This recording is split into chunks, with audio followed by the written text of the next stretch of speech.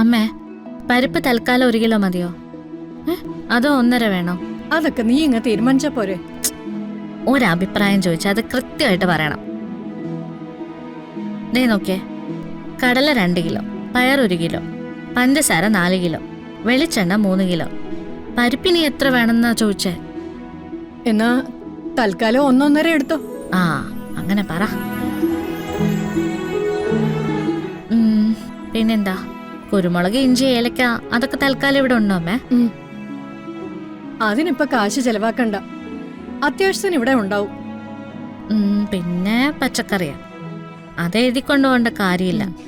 അവിടെ ചെന്നിട്ട് നല്ല നോക്കി തിരഞ്ഞെടുക്കാം. 4-5 പേര് ഊണിന് ഓർഡർ ചെയ്തിട്ടുണ്ട് അച്ഛാ.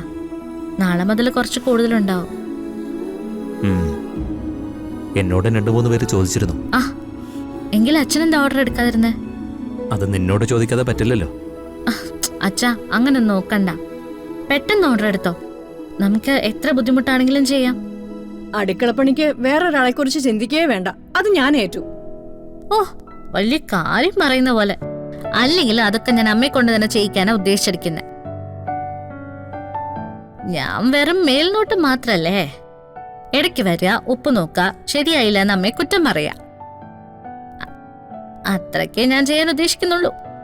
കേട്ടല്ലോ ഏട്ടാ, ഇപ്പൊ ഇങ്ങനെയൊക്കെ പറയും, പിന്നെ അടുക്കളയിൽ കയറിയ എന്താ സ്ഥിതി? എന്നെ കൊണ്ട് ഒരു സാധനം തൊടിക്കില്ല, എല്ലാം ഇവർക്ക് തന്നെ ചെയ്യണം.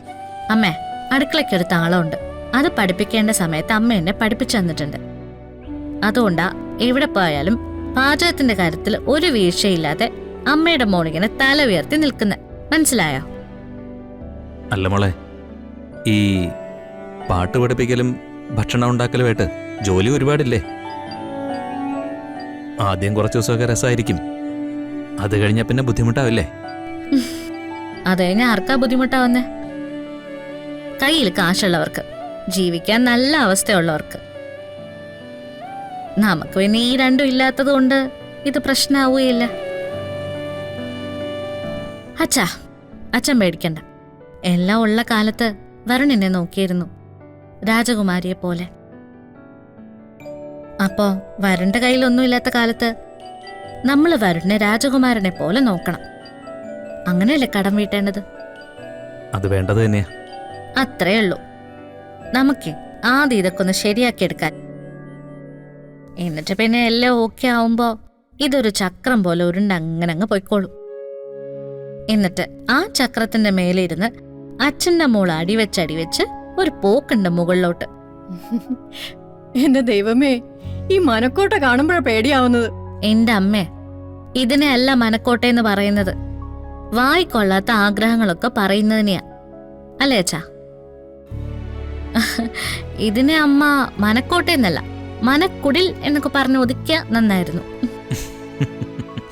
അത് കൊള്ളാം മോളെ, മനക്കുടിൽ. ഇതുവരെ വരാത്തൊരു സംഭവ. അല്ല, എപ്പോഴാ കടയിൽ പോകുന്നത്? വരുണും കൂടി വരട്ടെ അച്ഛാ, എന്നിട്ട് പോ.